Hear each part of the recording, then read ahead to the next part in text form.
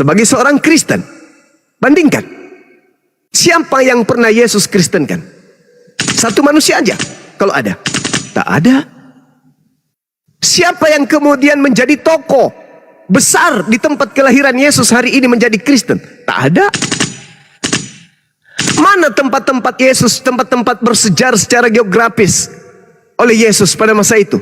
Ada hari ini? Tak ada. Mana salibnya? Mana palungan tempat dia lahir? Mana semua itu? Tak ada. Hanya cerita-cerita kosong. Orang Kristen dengan euforianya, Yesus, Yesus, Yesus. Coba ke tempat kelahirannya. Ada Yesus nggak di sana? Tak ada. Ada nggak di sana buku Lukas, buku Markus, buku Matius, surat Paulus di tempat kelahiran Yesus? Tak ada. Hanya sekelumit orang-orang yang sebagai wartawan aja nih yang tinggal di sana. Sebagai wisatawan aja yang ada di sana yang tinggal untuk sementara. Tapi di tempat kelahirannya orang tak percaya. Di tempat kelahirannya orang tidak mengikutinya. Orang yang hidup hari ini di tempat kelahirannya bertentangan dengan ajaran yang konon dari dirinya. Lalu pertanyaan saya kembali kepada saudara. Kalau ada informasi, ada berita yang mengatasnamakan Yesus, tapi Yesus tidak pernah mengatakannya, apa yang mendasari Anda percaya? Salam satu Tuhan.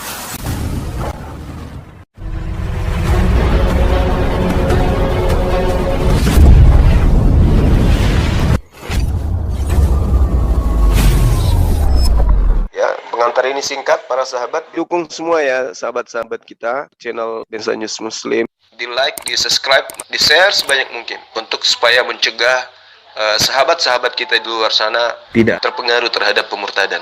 Semoga Allah memberikan selalu sikap istiqamah. Salam satu Tuhan, Allahu Akbar.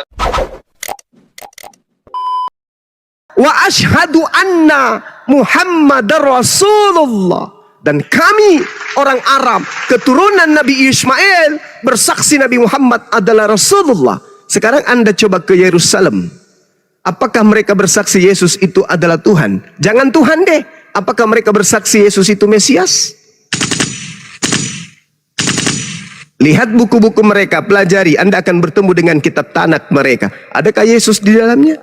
Belum lagi ketika Anda melihat buku tafsir mereka, buku fikih mereka bernama Talmud. Siapa Yesus di dalam sana? Na'udzubillah summa na'udzubillah. Oleh karena itu, kami umat Islam percaya, karena secara kemudian sejarah, hari ini 1400 tahun, ajaran Nabi Muhammad seibarat tonggak kokoh, baja yang kokoh yang berdiri dari bumi sampai ke langit ketujuh, tidak bisa digoyahkan oleh kekuatan, oleh hukum atau apapun itu. Sedangkan Yesus, mana ajarannya, mana Injilnya, mana kumpulan perkataan-perkataannya, mana mukjizatnya? Perlihatkan hari ini. Nonsen, semua hanya omong kosong dan hanya angan-angan belaka. Tapi kalau Islam, silakan Anda lihat. Miliaran manusia telah mendatangi tempat kelahirannya.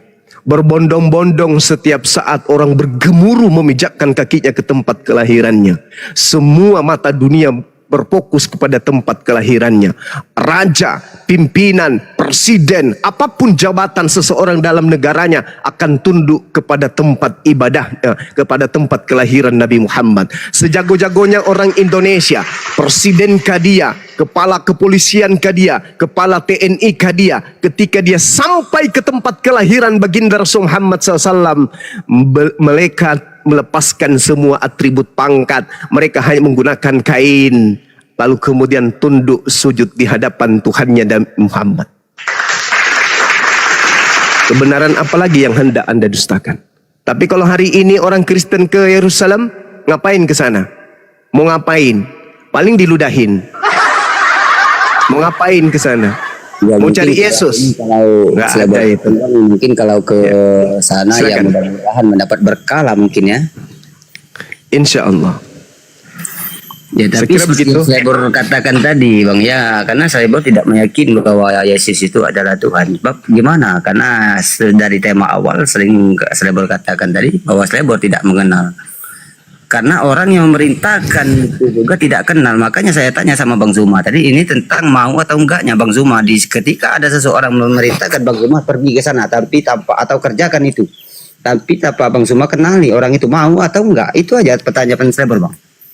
Ya, kalau yang mengajarkan itu adalah orang yang dipercaya, Al-Amin, dia ini orang yang tanpa dikenal, Bang. Tanpa Bang Zuma kenal. Kami mengenal Nabi Muhammad, cuman wajahnya aja yang kami tidak kenal, karena kami tidak melihatnya. Tapi ajarannya Al-Quran. Wajah Rasulullah itu Al-Quran.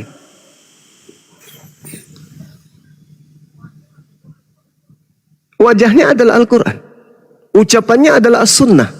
Perbuatannya adalah As-Sunnah. Nah sekarang begini saudara, kalau Anda tidak menyembah Yesus, justru itu menggugurkan agama Anda. Kok bisa? Dengan kata lain, Anda telah menyalahkan agama pertama kali yang memperkenalkan Yesus. Siapa yang memperkenalkan Yesus kepada saudara? Kristen, bukan Yudaism. Tetapi ketika Kristen memperkenalkan Yesus kepada Anda mengambil kesimpulan yang berbeda dari Kristen. Dengan kata lain, Anda telah mengatakan Kristen itu agama yang salah. Dengan Anda mengatakan agama Kristen itu salah, itu sama halnya Anda menenggelamkan diri Anda di sebuah kapal yang Anda sendiri yang membocorkan sehingga tenggelam ke dasar laut. Seperti agama Protestan. Apa yang Anda protes? Ya kami protes kebijakan Katolik. Dengan Anda memprotes agama Katolik, itu sama halnya Anda membocorkan kapal di mana Anda ada di atasnya. Sama hari ini, Anda seorang Kristiani, tetapi Anda menyalahkan orang yang mempertuhankan Yesus. Sedangkan Anda mendengarkan Yesus dari buku-buku mereka, dari kitab-kitab mereka. Artinya, ketika seorang Kristiani tidak menyembah Yesus, itu sama dengan dia membenarkan dinul Islam. Tinggal menunggu detik-detik hidayah aja kalau orang itu menggunakan akal. Tidak menyembah Yesus, tapi Kristen, itu sama dengan dia membenarkan Islam. Dan sama dengan dia menyalahkan agama Kristen secara langsung. Bukan secara tidak langsung, tapi secara langsung dia menyalahkan Kristen. Orang yang silakan. Mohon maaf Bang Slebor ini Islam atau Kristen Bang? Karena saya lihat di komennya banyak bilang katanya fittingnya Abang itu Islam. Boleh dijawab Bang? Silakan. Kita Kristen Kak. Oh Kristen, oke baik. Oke. Silakan. Karena saya sering membaca ini bukan kitab juga sih Bang Zuma tahu semuanya ya di sini sering baca-baca tentang pola pikir dalam diri manusia.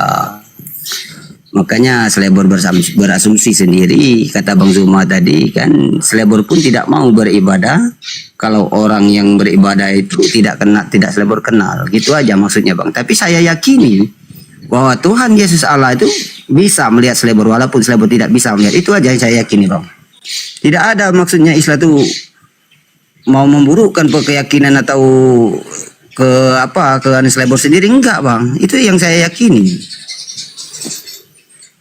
Itu aja. Anda yakin besok hari Senin? Belum yakin Bang, kenapa? Belum tentu juga saya besok nyampai hari Senin tuh. Anda, tapi bagi alam semesta ini besok Senin. Iya mungkin, iya. Oke, kok mungkin? Jangan cacat akal, jangan cacat logika Bang. Bagi Anda yang Anda maksud mungkin itu barangkali besok mati atau besok sebentar malam meninggal. Tapi bagi alam semesta besok Senin. Artinya apa Bang? Kalau kita yakin Senin besok itu pasti adanya, maka alam kubur itu mau tidak mau kita harus yakini dong, kita akan ke sana. Permasalahannya sekarang, ketika hari Senin itu melambaikan tangan kepada kita, detik, menit, jam, kemudian mengantarkan kita kepada hari Senin. Hari Senin akan menanggalkan, kemudian hari Senin berpaling ke hari Selasa. Saya mengisinya dengan ibadah, menyembah kepada pencipta langit dan bumi. Anda mengisinya dengan hayalan. Sampai kepada detik-detik kematian kita. Anda masuk ke dalam tanah, saya masuk ke dalam tanah. Perbedaannya, saya ditanya, "Man rabbuka?" Siapa Tuhanmu? Saya jawab, Allah. Apa kemudian dasar pijakan saya? Innani anallah, la ilaha illa ana. Dalam kitab suci saya dikatakan seperti itu. Nah, sekarang ketika Anda masuk ke alam kubur, ditanya, siapa Tuhanmu?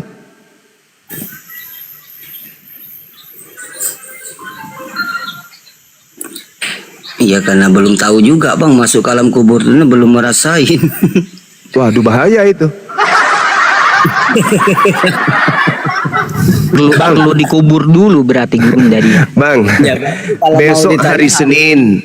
Besok hari Senin. Ya, baru bisa dijawab berarti. Mungkin nggak bukan begitu bang.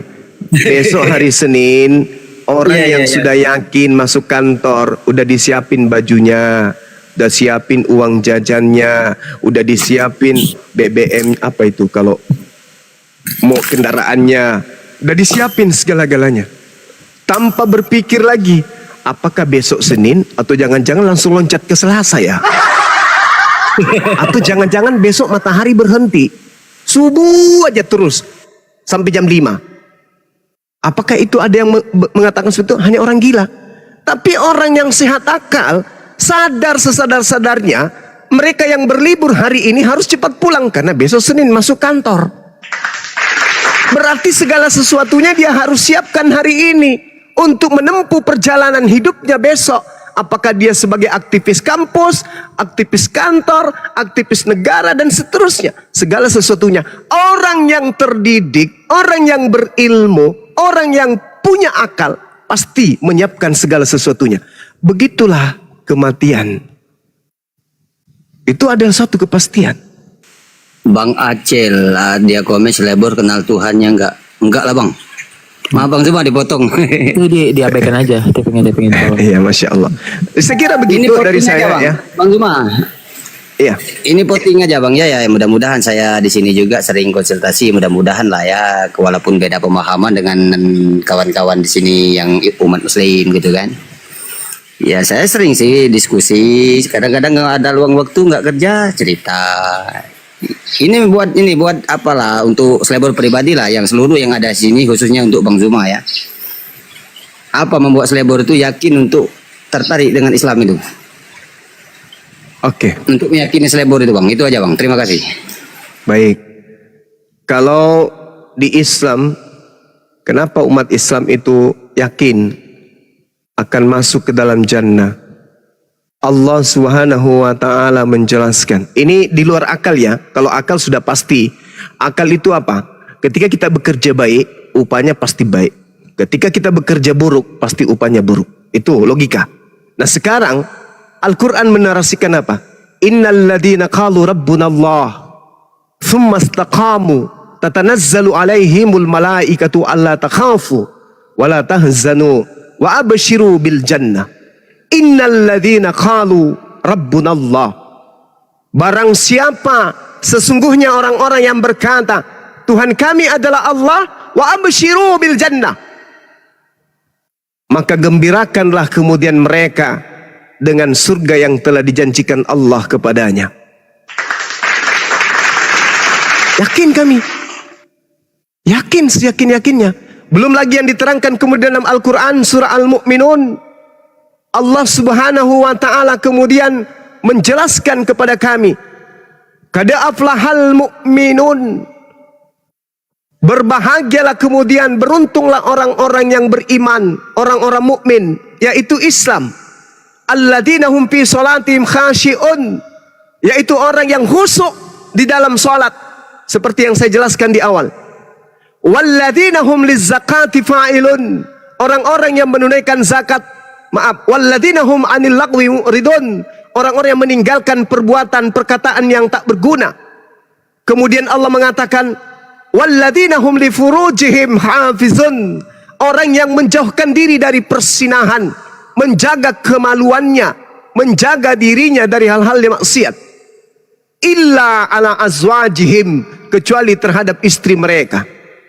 Apa kata Allah? Ulaika humul warithun.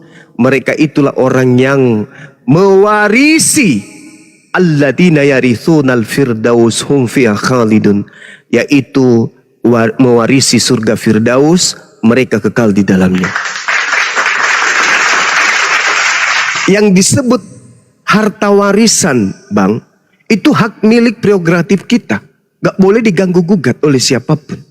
Allah menjanjikan kepada umat Islam sebuah keberuntungan kepada orang yang salat, yang zakat, yang tidak berzina, yang menjaga amanah, menjaga perkataan, menjaga perbuatan. Apa kata Allah? Mereka adalah pewaris surga Firdaus, hum fiha khalidun. Mereka kekal di dalamnya. Subhanallah. Jadi apalagi yang kami ragukan? Warisan coy. Dan bukan warisan harta dunia, tapi harta surga. Surga menjadi warisan umat Islam itu coba. Jadi kayak mana? Saya punya warisan, saya harus menikmati warisan itu. Dan itu adalah janji Allah. Qad aflahal mu'minun. Beruntunglah orang-orang Islam itu. Yang salat, khusyuk, yang zakat, ikhlas, lisannya terjaga, perbuatannya terjaga, jauh dari persinahan. Mereka kemudian mewarisi surga Firdaus. Ya Allah ya Rabb, kalau harta lapangan pesawat aja kita miliki di dunia ini, senangnya minta ampun.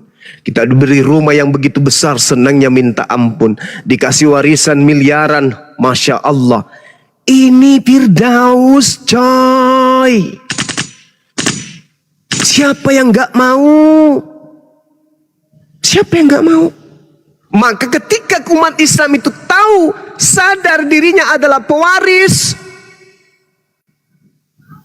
mereka kudu pasti bersyukur kepada Allah. Tidak kufur, tidak sombong di hadapan Allah, senantiasa memuji Allah, berterima kasih kepada Allah, dengan sujud menghambakan diri kepada Allah, karena mereka diberikan warisan oleh Allah berupa surga Firdaus. Makanya umat Islam itu tak ada beratnya. Ketika mereka ibadah benar-benar ikhlas, tidak akan mungkin mereka itu sholat lagi. Hai, sadarilah, kamu gak diberikan harta. Yang diberikan oleh Allah kepadamu surga Firdaus. Dan di kehidupan berikutnya, hidupan kekal, kamu adalah pewarisnya. Kamu tak mau? Gak mau. Itu karena syahwat, itu karena dorongan duniawi. Makanya dikatakan ad-dunya sijnul mu'min wa jannatul kafir. Dunia ini penjara bagi umat Islam dan surga bagi orang-orang kafir. Nah, itu dia, Bung. Jadi kalau Anda mengatakan, apa yang bisa menyebabkan saya menjadi muslim? Kalau Anda mewarisi sebuah harta, Anda pasti senang. Ini Anda mewarisi surga Firdaus, Anda tak mau, maka Anda adalah orang yang memperbodoh diri. Itulah jatuhnya kepada orang yang sesat, yang Allah katakan ihdinas siratal mustaqim, siratal ladzina an'amta 'alaihim. Berilah petunjuk, jalan lurus kepada mereka yang Engkau beri nikmat. Apa nikmat itu? Surga Firdaus. Iya, ya, oke, terima kasih. Silakan. Di sini banyak selebor, banyak lihat apa komenan ini, selebor ini nyamar atau apa, lihat tentang postingannya katanya kan. Karena saya belajar, Bang, sering saya baca itu cerita apa ini sini selebor yang baca, Bang, ini selebor yang istilah yang menggaji lah, boleh kan? Ya. Tentang akal dengan pikiran itu supaya tenang. Itu makanya sering selebor posting seperti itu, ada filsafat seperti itu. Saya selebor suka, Bang. Bukan masalah selebor ini nyamar atau apa, enggak. Ya banyak juga yang terima kasih buat Bang Suma atau buat semuanya yang ada di sini. Ya mudah-mudahan ke depannya apalah gitu ya, mudah-mudahan kebuka, mungkin selebor bisa meyakini untuk muslim atau apa mungkin kan. Ya. Karena saya belajar, Bang, karena di dalam keyakinan selebor juga, kalau hati dan pikiran itu tidak akan bersih, bagaimana akan mencapai apa khusyuk yang Abang sebutkan tadi ya, tapi di dalam ajaran gaib bagaimana mencapai ketenangan gitu bang. Bang diajarkan juga di Kristen itu tentang ketenangan bang, mencapai ketenangan. Iya. Jadi yang berposting itu ya seperti itu mungkin ya, mudah-mudahan lah kan, makanya Slebor sering bilang tadi, Slebor ini sering juga ya, walaupun bukan ustadz lah di sini, teman-teman muslim lah, hura-hura apa-apa cerita itu ini sambil ngopi, nggak ada batasan bang. Saya memahami keyakinan mereka seperti itu. Artinya jika mereka yang diharapkan untuk surga atau apa, oh berarti sama juga di Slebor meyakini bahwa suatu saat jika Slebor ini dalam beragama, baik itu Kristen yang Slebor pahami sekarang, berarti kata jika perbuat baik pasti akan dibalas dengan yang baik, gitu kan maksud Bang Zuma, ada tadi nurasi Bang Zuma tadi kan. Ya mudah-mudahan baik Islam, baik Kristen ada juga yang berbuat nggak baik, Islam juga ada juga yang berbuat yang baik, ada juga yang buat yang tidak baik. Ya tergantung bagi Slebor pribadi ini bang ya. Jika orang itu berbuat baik akan dibalas dengan kebaikan. Ya itu aja yang Slebor yakin bang. Terima kasih Bang Zuma. Iya, baik. Silakan. Saya kira cukup ya teman-teman. Iya, Saya untuk kira- Mike. Ya. Menarik sih Silakan tadi. Bang. Mungkin ada mau ditambahkan, silakan. Izin sedikit ya Gurunda ya. Iya.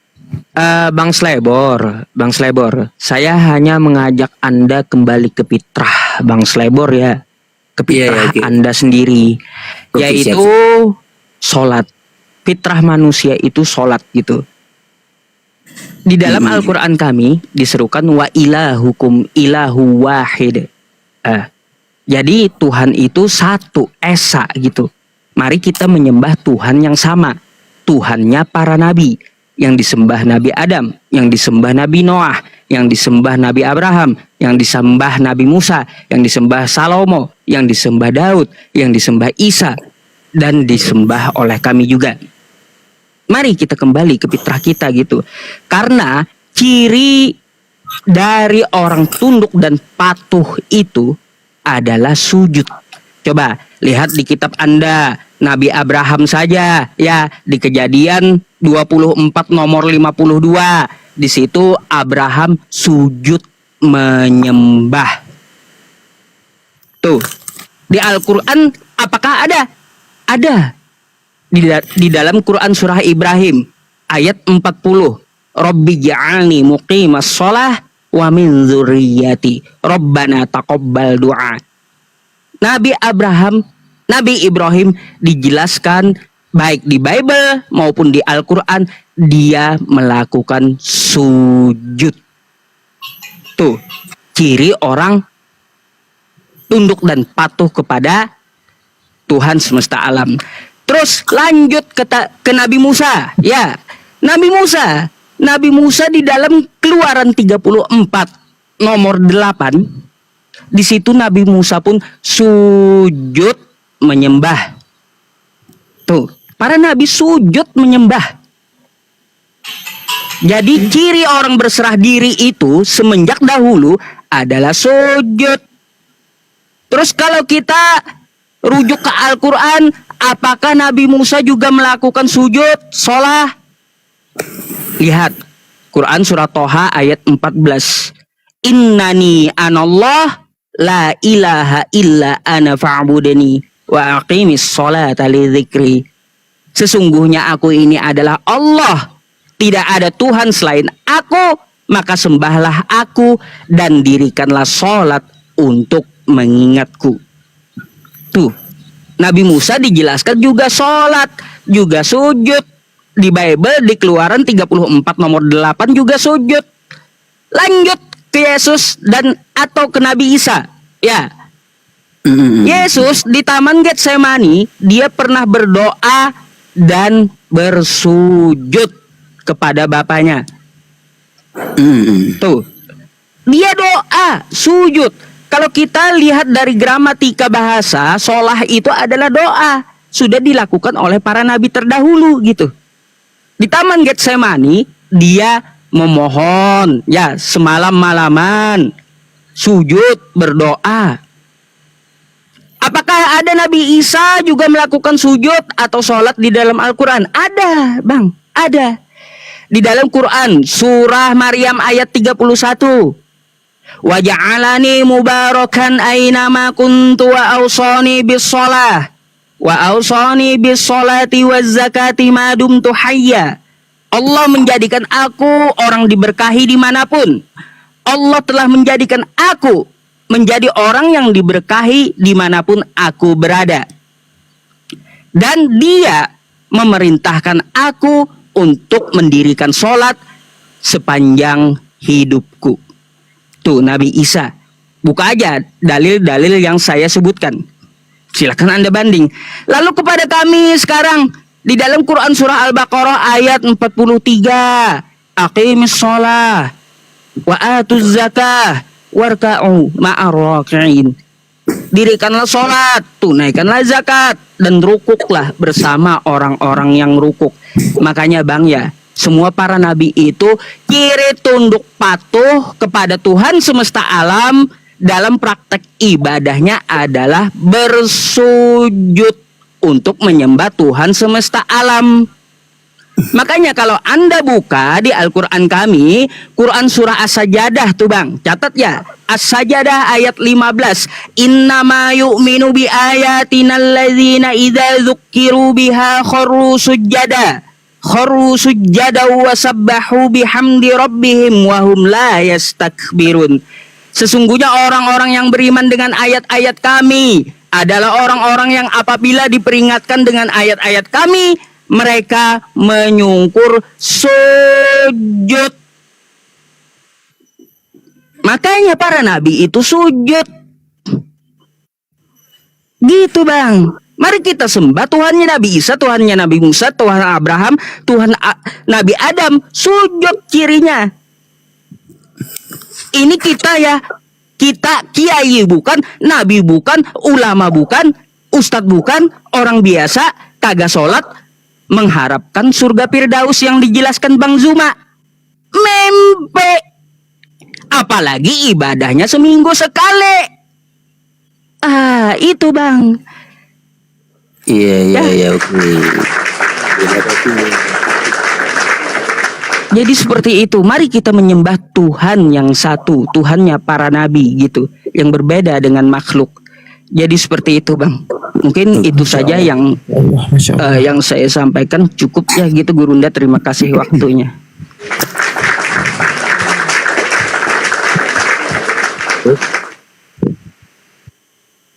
Oke semuanya, Bang Zuma, Penjelasan Ustaz Yusuf. Kak Mika, Kak Tiara, Kak Melani, Kak Bang Zupli, Bang Daya, Bang Kristen, itu penjelasannya ya mudah-mudahan lah untuk bagi Selebor. Kristen.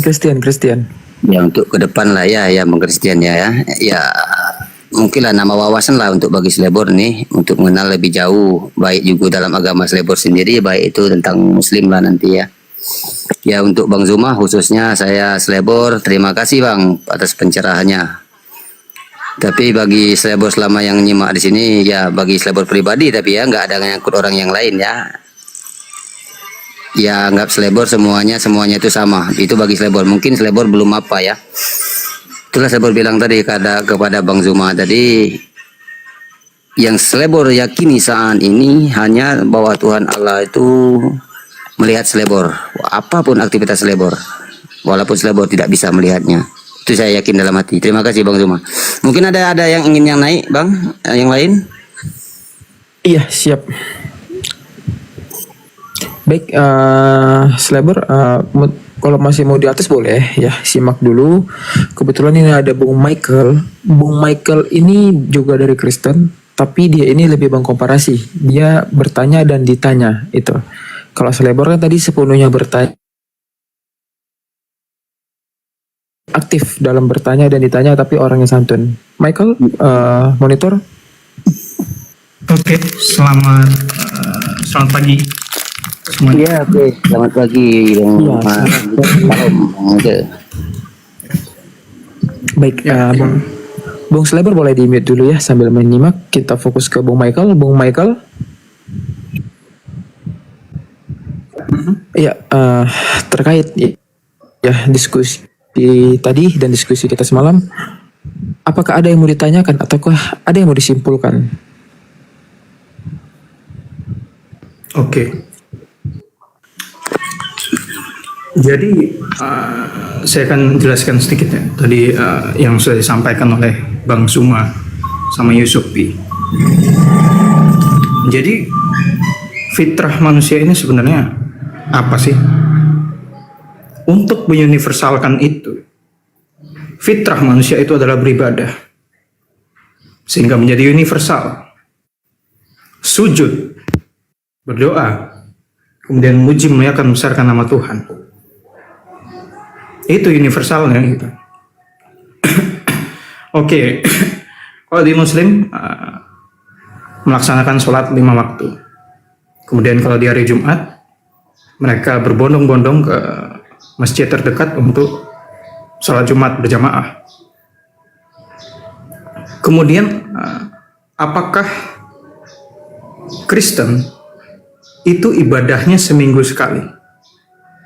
Jadi yang saya katakan tadi, jadi fitrahnya manusia itu adalah beribadah sehingga universal, berdoa, kemudian membaca firman, kemudian memuji memuliakan membesarkan nama Tuhan, atau kalau dalam Muslim sholat 5 waktu. Apakah hanya seminggu sekali? Apakah Senin sampai dengan Sabtu itu tidak berdoa? Jadi di sini saya bisa simpulkan bahwa berdoa bisa dilakukan di mana saja, kapan saja, dalam keadaan apapun, baik susah maupun senang, miskin maupun kaya. Jadi seperti itu, Bang Christian.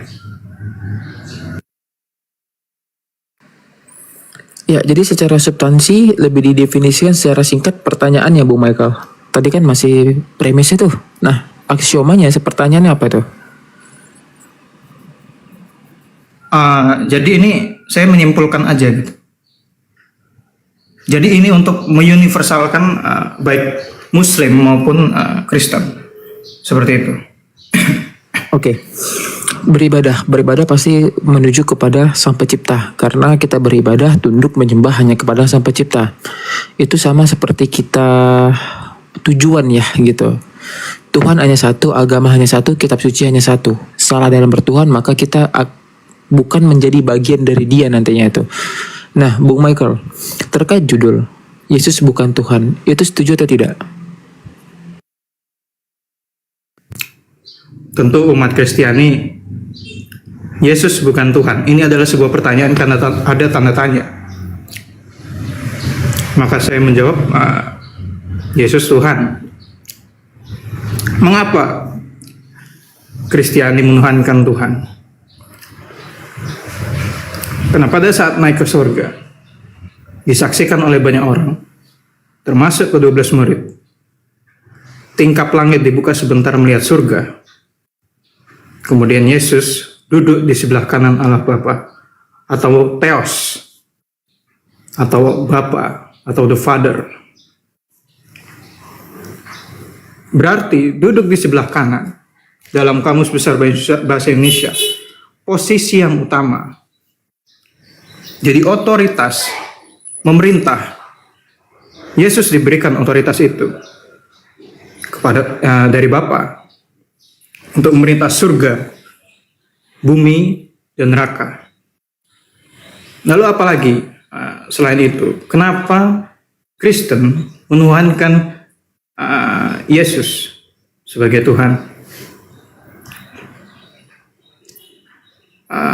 Terbukti pada saat dia ditangkap oleh tentara Romawi,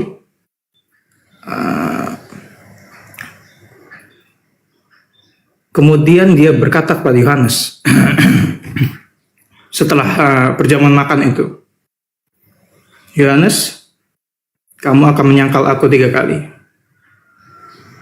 sebelum ayam berkokok. Dan benar saja, Yohanes tanpa sadar menyangkal Yesus. Apakah engkau mengenal dia, Yohanes? Dia bersama-sama dengan engkau. Tidak, aku tidak mengenal dia. 1 itu. 2, apakah engkau mengenal dia? Tidak, aku tidak mengenal dia. Dua. Dan ketiga kali jawabannya tetap sama. Dan itulah kenapa Kristen menuhankan Yesus. Karena dari situ kita bisa melihat dari ayat itu, dari ayat Yohanes, berapa itu saya lupa. Yesus itu maha tahu gitu. Kok iso gitu? Kok dia bisa tahu kalau Yohanes akan menyangkal Yesus sebanyak 3 kali sebelumnya berkokok. Dan setelah Yohanes tahu itu, dia pun berkata kepada Yesus, "Aku tidak akan mungkin menyangkal engkau." Tapi secara tidak sadar, dia telah menyangkal Yesus. Jadi itu salah satu bentuk skenario. Bisa diminimkan gak bang? Biar ditanggapi Bang Oke. Zuma juga gitu. Oke, baik. Izin dulu Ya, itu semuanya, Bang Mikael semuanya, Bang Zuma, terutama host, ini izin Selebor mau turunkan dulu Selebor. Oke, Selebor. Oh, Selebor tidak Oke, tahu terima kita kasih turun. Bang semuanya yang di sini ya, Bang Kristen, Bang Zuma, Bang Mikael semuanya ya. Salam semuanya ya. Iya, Sehat iya, semua. baik, baik, baik. Baik, waalaikum. Waalaikum. Oke, izin pamit. Baik, atas kuasaku maka akan Turunkan, Bang. turunkan kamu ke dunia bawah. Baik. Oke. Ya, silakan dilanjut secara singkat. Pernyataannya bahwasannya menolak dan mengatakan Yesus adalah Tuhan.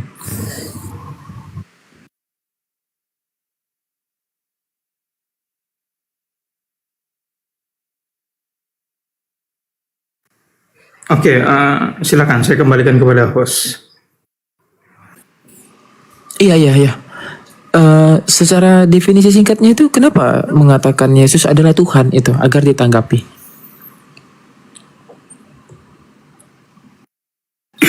Oke.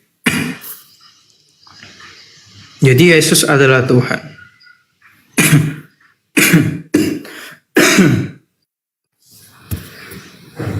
Mengapa alasan ketiga mengapa Yesus adalah Tuhan dan Juru Selamat? Karena pada awalnya firman itu bukan diciptakan, tapi firman itu adalah Theos itu sendiri. Maka firman yang menjadi manusia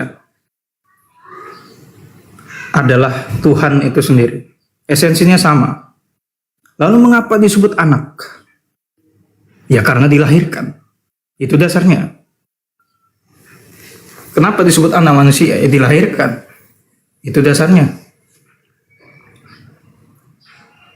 Lalu di sini kita membutuhkan logis. Nah, ini yang jadi masalah ini. Logis. Langsung ke intinya bang, langsung ke intinya aja bang, langsung ke intinya aja. Assalamualaikum. Lanjut. Waalaikumsalam warahmatullahi wabarakatuh. Oke, jadi saya menjelaskan ini nanti pada ke intinya, ya itulah gitu. Mengapa kami menuhankan Yesus gitu. Oke, saya lanjut. Otak manusia itu kapasitasnya 10 GB. Itu Atau mungkin lebih. Datanya dari mana 10 GB? Ada dari Google. Astagfirullah. Google. Itu saya baca dari Google. Ini bicara tapi memori oke. Oke. Ini saya jelaskan. Ini bicara logis. Jadi pada dasarnya logis manusia itu terbatas. Dan yang kita hadapi ini adalah pribadi yang tidak terbatas. Yang kita hadapi ini adalah Theos. Yang kita hadapi ini adalah Allah Subhanahu wa taala. Yang nggak bakal masuk gitu. Dengan lingkup otak kita yang terbatas gitu. Lalu bagaimana dengan konsep Tritunggal itu? Ya memang nggak masuk gitu. Dan saya pun dulu juga berpikir seperti itu. Ya nggak masuk secara logis. Tapi mengapa ketidakmasuk akalan itu menjadi masuk akal? Karena diperoleh dari iman yang benar, tuntunan agamawi yang benar. Jadi begini, logis yang benar itu dilahirkan dari iman yang benar.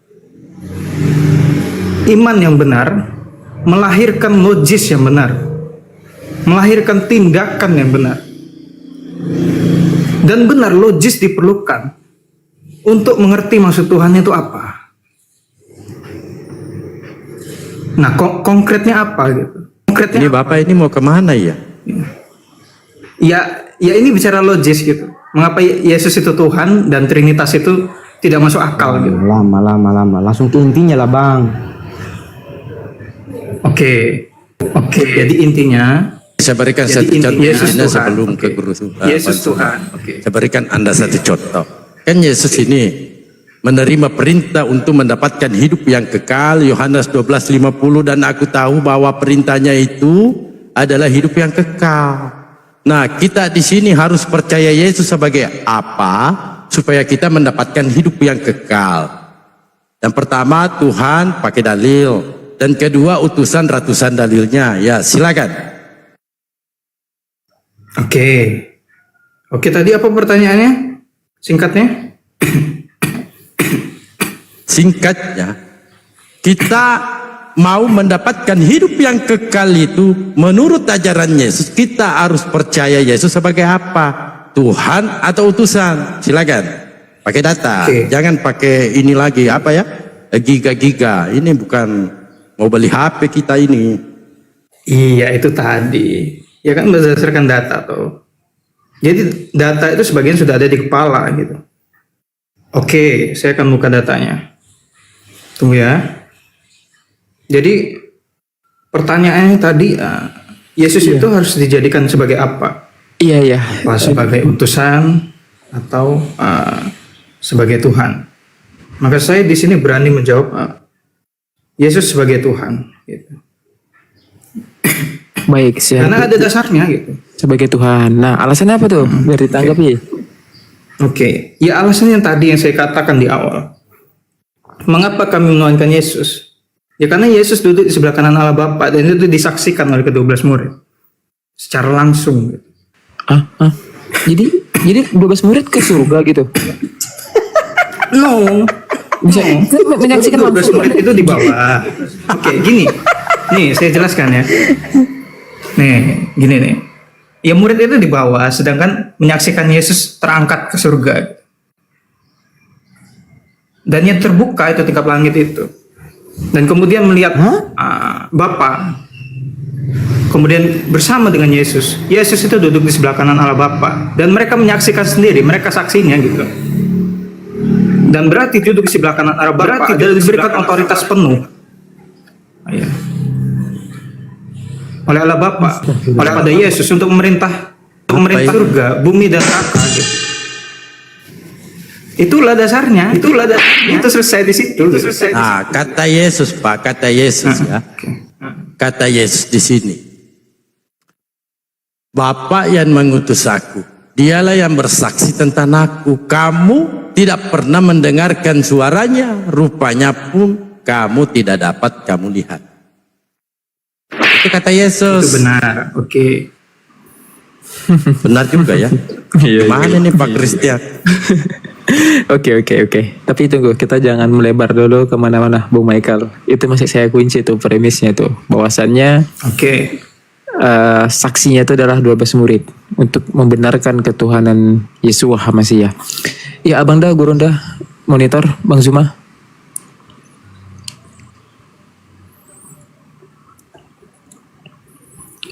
Baik, mungkin Bang Zuma. Abang mungkin Suma, selamat ulang tahun. Ulang tahun ya? Ulang tahun dia. Allahumma barik. Barakallahu fi umri gurundaku. Lanjut. Gurunda?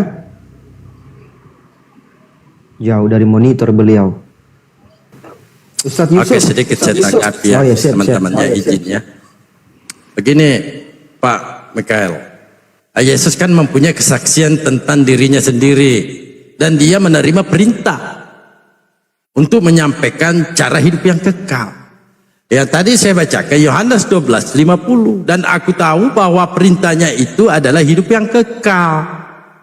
Itu satu. Dan satu perikop saya bawakan kepada Anda. bahwa Yesus menyampaikan tentang kesaksian dirinya sendiri. Aku berkata kepadamu, sesungguhnya barang siapa mendengarkan perkataanku dan percaya kepada Dia yang mengutus aku, ia mempunyai hidup yang kekal. 2 dan ketiga, inilah hidup yang kekal itu, bahwa mereka mengenal Engkau satu-satunya Tuhan yang benar, dan mengenal Yesus Kristus yang telah Engkau utus. Nah, ternyata menurut Yesus, kalau mau mendapatkan hidup yang kekal itu, kita harus percaya Dia sebagai utusan. Yang keempat, Yohanes 17:8, sebab segala firman yang Engkau sampaikan kepadaku telah kusampaikan kepada mereka, dan mereka telah menerimanya. Mereka tahu benar-benar bahwa aku datang daripadamu, dan mereka percaya bahwa Engkaulah yang telah mengutus aku. Silakan. Oke, sip, mantap. Jadi kenapa Yesus disebut utusan? Ya karena itu rupa. Jadi rupa hamba. Jadi dari roh Allah itu mengambil rupa seorang hamba. Kemudian disebutkan oleh Yesus sendiri bahwa Dia adalah utusan gitu. Daripada Theos.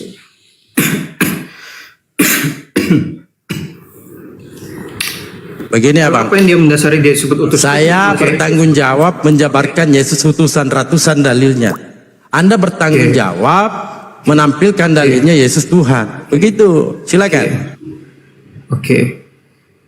Jadi kenapa Yesus Tuhannya itu tadi dasarnya?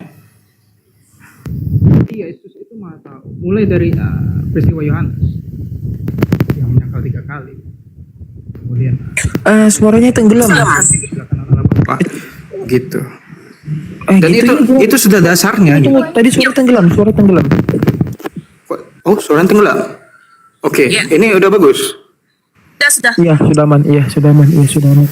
Oke. Jadi itu yang mendasari mengapa Yesus itu adalah Tuhan bagi Kristiani. Gitu. Ya mulai dari peristiwa.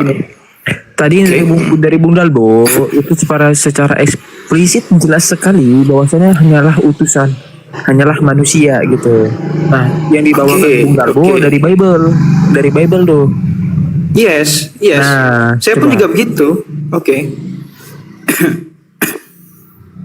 Oke, jadi dasarnya sudah di kepala gitu. Dan kalian bisa buka sendiri datanya. Bahwa firman itu adalah Allah gitu.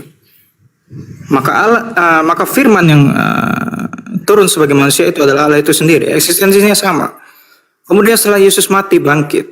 Kemudian dia naik. Kemudian 10 hari kemudian diperingati sebagai hari Pentakosta, turunnya Roh Kudus.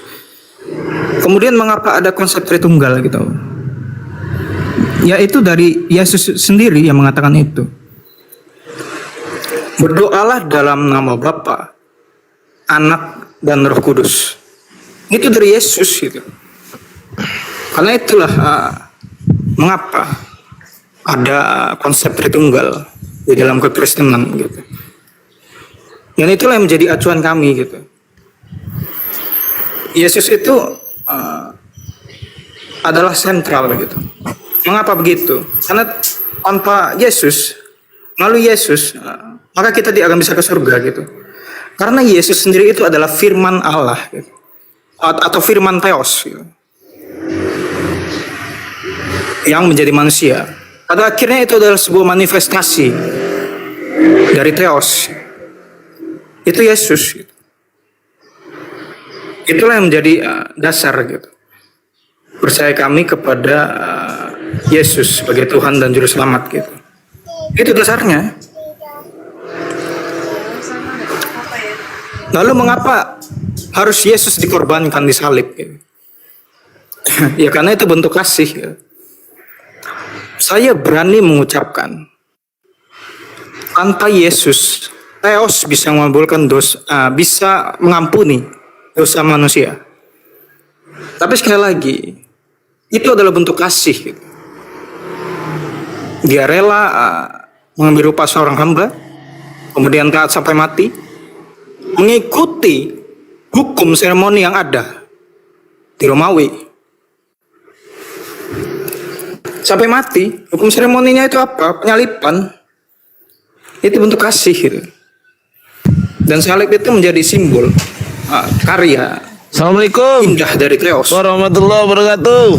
Waalaikumsalam warahmatullahi wabarakatuh. Bang Ardiansa. Ini Gurunda kemana ini? Jauh dari perangkat, Bang. Oh, oke. Pakai mas Oke. aku.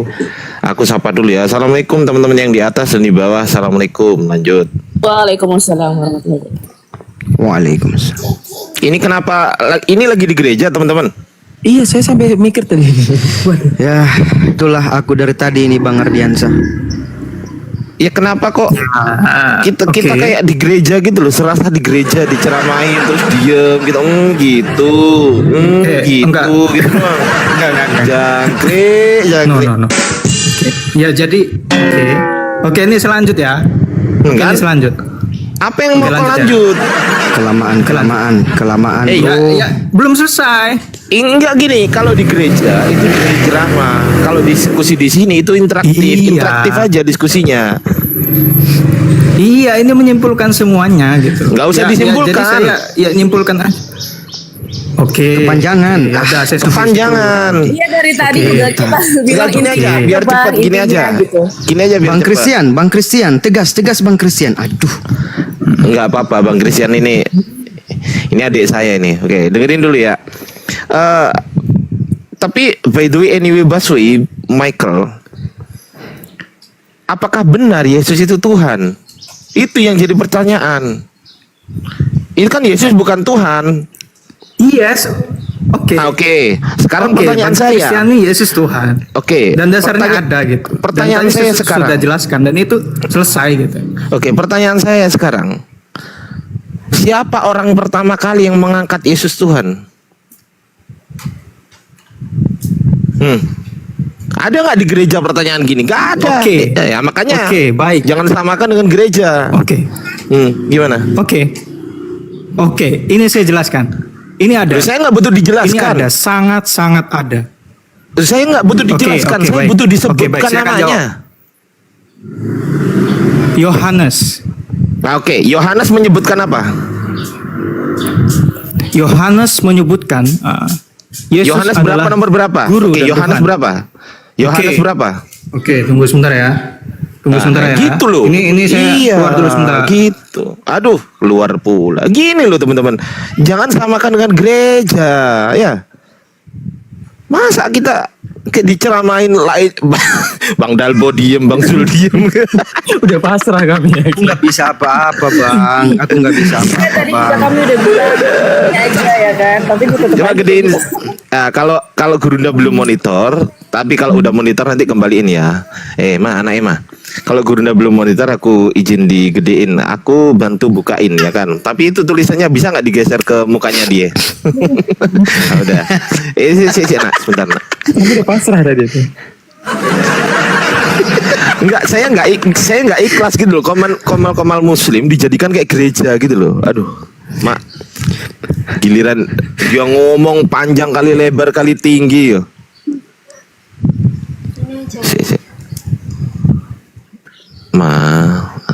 Kan ngono aja iya. Nggih nak, sebentar nak.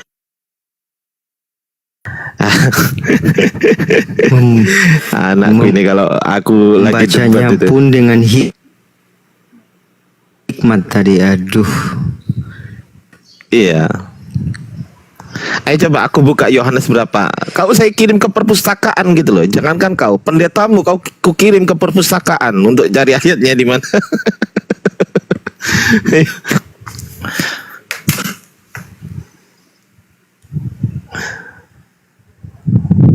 Kok kayaknya seru gitu loh ya kan.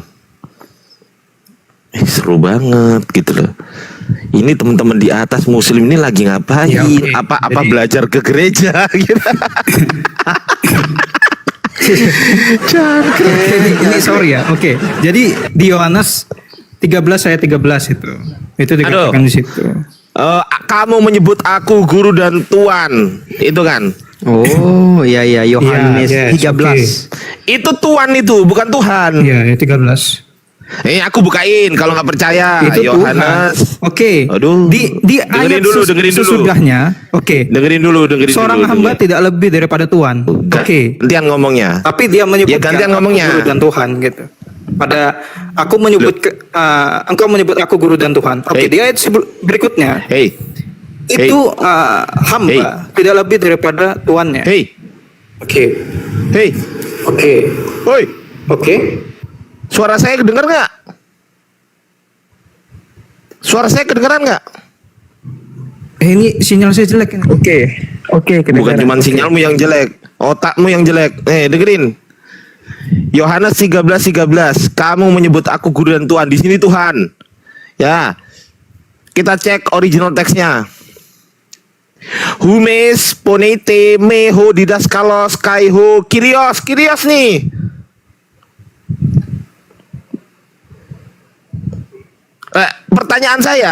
Pertanyaan saya, yang Tuhan itu Kyrios atau Theos?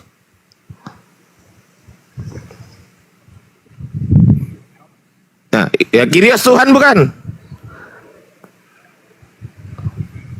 Nah, ya sudah, selesai. Berarti bukan Tuhan. Kamu menyebut aku guru dan tuan, dan katamu itu benar, sebab memang akulah guru dan tuan, bukan Tuhan. Nah, selesai. Tuhan? Loh, Oh, oke, ya sudah selesai sampai situ. apa arti Kyrios? Oke. Apa arti Kyrios? Hei, Oke, apa kalau arti Kyrios? loh. Ditanya. Oke. Saya tanya arti Tuhan. Kyrios apa? Oke, Tuhan. Oke, Tuhan. Ya. Tuhan kan? Bukan Tuhan. Bukan Tuhan. Nah, ya sudah, berarti bukan Tuhan. Kamu menyebut aku Ini guru kok dan sinyal saya tuan. jelek ya? Bukan Tuhan berarti. Kyrios ini tuan, bukan Tuhan. Paham? Paham nggak? Loh, Kyrios ini loh. Ini kita cek ya. Kyrios, ini kan tulisannya Tuhan nih. Ini tulisannya Tuhan kan, betul nggak? Betul nggak? Makanya lah, kalau mau debat itu minimal tuh beli. Oke. Oke, Yes. kita klik. Oke. Kita Oke, klik. saya jujur aja, betul. Ini apa ini artinya? Betul. Kyrios, Tuhan. Kyrios. Tuhan apa Tuhan? Tuhan, oke, betul. Oh ya sudah selesai. Sangat Berarti betul bukan itu. Tuhan. Nah, sekarang pertanyaan saya sekarang. Oke. Pertanyaan saya, siapa orang yang pertama kali menyebut Yesus ini sesembahan? Saya tanya. Saya nggak tanya Tuhan, saya nggak tanya Tuan, saya tanya sesembahan. Oke lah, yuk. sesembahan itu Tuhan lah, oke. Oke, ya, Sesembahan itu Tuhan lah, oke. Oke, Jangan oke. Tuan ya. Berarti harus Oke. Theos. Di mana Yesus Oke. disebut Theos? Silakan. Oke. Oke. Ya Yohanes itulah dasarnya. Yohanes ini menyebutkan Kyrios atau Theos? Itu pada ayat 13 itu mengatakan guru dan Tuhan gitu. Pada ayat sebelumnya gitu. Loh. Pada ayat berapa? Oke. Ayat berapa? 12 ya. 12. 12. Kita cek. 12. Oke, kata coba. Oke, kata. Nah, apa. Sesudah ia membasuh kaki mereka, ia mengenakan pakaiannya dan kembali ke tempatnya. Lalu ia berkata kepada mereka, mengertikah kamu apa yang telah aku berbuat kepadamu? Apa ini? Oh, ayat ke atasnya lagi. Aduh, atasnya lagi 11. Sebab ia tahu siapa yang Dulu. akan menyerahkan dia, karena ia berkata tidak semua kamu bersih. Apa ini? Ya itulah dasarnya. Apa? Loh, pertanyaan saya apa? Coba diulangi pertanyaan saya. Oke. Jadi Tuhan atau Tuhan? Loh, Jawabannya disuruh adalah- ngulangin pertanyaan saya kok. Oke. Loh, oke ya. Oke ini dari tadi. Oke. Ini sinyal saya jelek, serius. Apa ini? Ya itulah yang mendasari gitu. Apanya? Berarti Ya, itu oke ya tadi. Tuhan ya. Lanjut. Ah ya berarti Tuhan kan, bukan Tuhan kan? Kan? Oke, Pak. Hah? Pada ayat terakhir itu yang pada Yohanes 13 ayat 13 itu. Akulah guru dan Tuhan. Maka Tuhan. katamu itu tepat. Tuhan itu bukan Itu Tuhan. Tuhan. Loh. Original teksnya apa bacanya? Original teksnya apa? Original teksnya. Nah, apa? Oke. Oke. Kurios kan? Apa? Ya kurios. Kamu menyebutkannya kurios. Kurios itu artinya Tuhan atau Tuan? Oke, Tuhan. Nah, Oke. ya sudah. Ya Berarti kamu menyebut aku guru dan Tuan. Oke. Bukan Tuhan. Ya udah. Ya udah. Oke, Nah, saya terus. setuju. Ya Oke, sudah. udah. Oke. Ya udah. Yuk, udah selesai. Yuk kita tutup yuk Kamal ini. Udah selesai.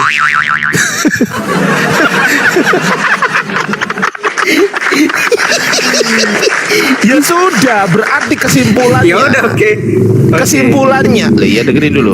Kesimpulannya, Yesus itu bukan Tuhan, tapi Tuan.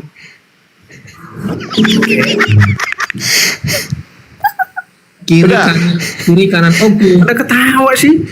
Nah ya udah gitu. Ya udah saya mengiyakan itu. Gitu. Lalu ya pertanyaan saya sekarang, di mana Yesus dikatakan Tuhan atau Theos? Di mana? Ya udah di situ itu satu-satunya. Ya, Yesus tidak pernah mengatakan dia Tuhan. ya berarti itu bukan Tuhan tapi Tuan. Oke, ya udah selesai.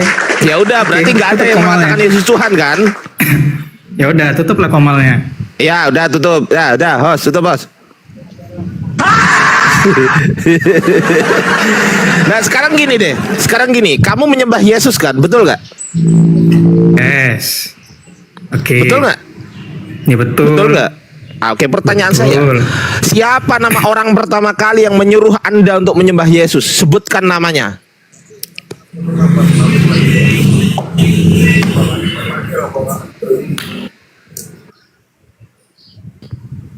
Paulus. Hah? Paulus. Oh, berarti agamamu berasal dari Paulus, bukan dari Yesus. Ya. Yesus. Ah, ya udah selesai. Udah tutup kamarnya, selesai. Ya udah. Udah. Oke, selesai. Udah itulah Paulus. Mentoklah di situ. Ya kan? Berarti kesimpulannya, ajaran yang kau anut sekarang ini bukan bersumber dari Yesus, tetapi bersumber dari Paulus. Sepakat? Oke, sepakat. Oke, Sepakat, sangat bagus. sepakat. Berarti kamu bukan pengikut Yesus, tapi pengikut Paulus. Sepakat? Oh, sepakat. Oh iya, bagus. Ya memang harus gitu jawabannya, daripada malu ya kan? Iya benar. Iya. Ya Paulus Ya itu sudah. siapa? Ya Siapa? perantara. Hmm. Ya perantara Theos gitu untuk menyampaikan Kata firman siapa? Kata siapa? Lah kan dia menjadi rasul Tuhan. Enggak, kata siapa yang ngangkat Setelah Paulus dia jadi membunuh- rasul? Membunuh. Oke, pertanyaan saya sekarang, siapa Anak-anak, yang oke. mengangkat Paulus jadi rasul? Siapa? Dia sendiri Siapa? menjadi rasul gitu. Rasul oleh Theos. Oh, pengakuan diri sendiri maksudnya. Ya iya kan dia kan menyampaikan firman Tuhan. Enggak, Itu disebut pertanyaan rasul. saya. Pertanyaan Oke. saya sekarang, pertanyaan saya. Paulus diangkat jadi rasul itu siapa yang ngangkat?